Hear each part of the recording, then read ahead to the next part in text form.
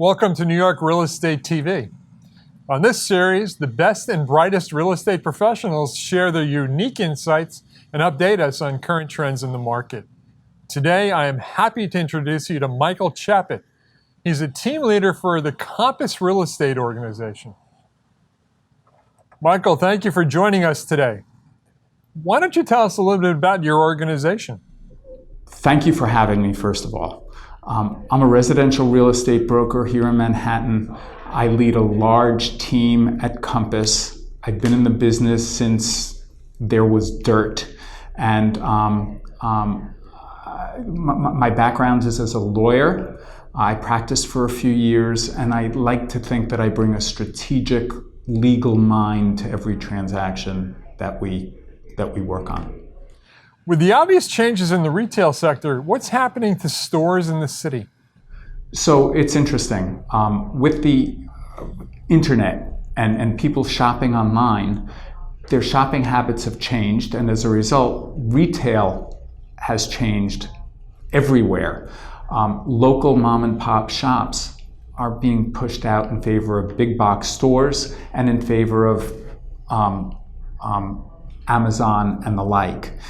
As a result, there are lots of vacancies. Additionally, the look of the stores has changed. It's not necessarily people buying things at stores, it's experiential experiences that draw people in.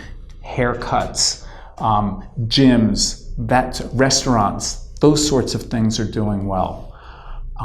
Also, as a result of this, the residential properties have changed because people buying online need to have their stuff delivered.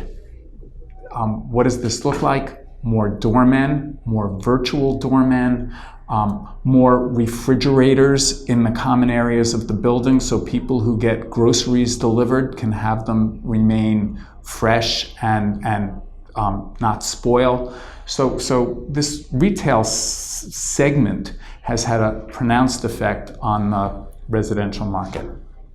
Let's switch gears. There seems to be a trend towards ultra-high-priced residential living in the city. What can you tell us about that?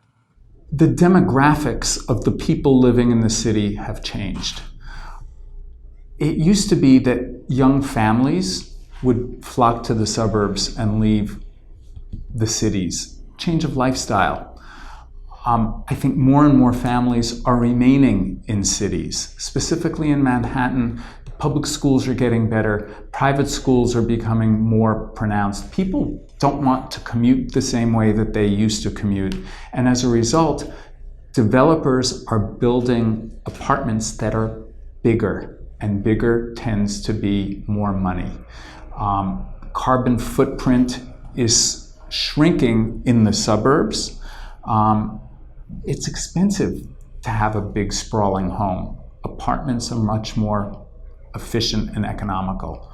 Additionally, we're becoming more of a universal world, and there are lots of people who have multiple homes, and one of those homes happens to be in New York.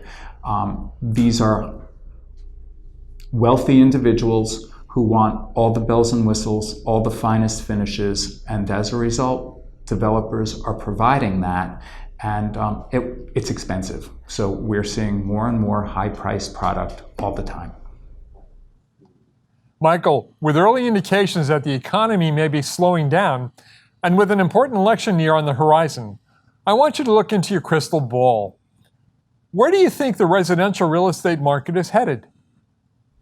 So Bruce, looking into my crystal ball, what I foresee happening is, especially in New York, is a segmentation of the market. I think certain pockets will be strong, remain strong. I think certain segments and pockets will be less strong or weak. Right this minute, we're seeing a weakness in the top end of the market, and it's trickled down over time. But well-priced properties that look good are selling quickly and at premium prices. Again, certain locations, certain price points. We're such a big city, and there is so much product that I could generalize, and I am bullish on what's happening locally. But I think that there are segments that are operating differently. Any final thoughts? So my final thoughts are these. People need to live somewhere. A home is not only an investment. Circumstances in life change, and as a result of those change of life circumstances, people need to move. Whether they buy, whether they rent, that might be a financial decision. It will depend upon how long somebody intends to remain where they are. There are lots of factors that go into that. But people get married, people have babies, people die, people get divorced, people change jobs, circumstances change, which result in a need to move.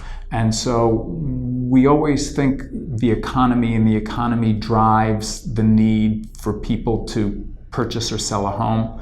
Well, it's really not just the economy, or not the economy being the primary factor. I think people's individual circumstances are what warrant that they buy or sell.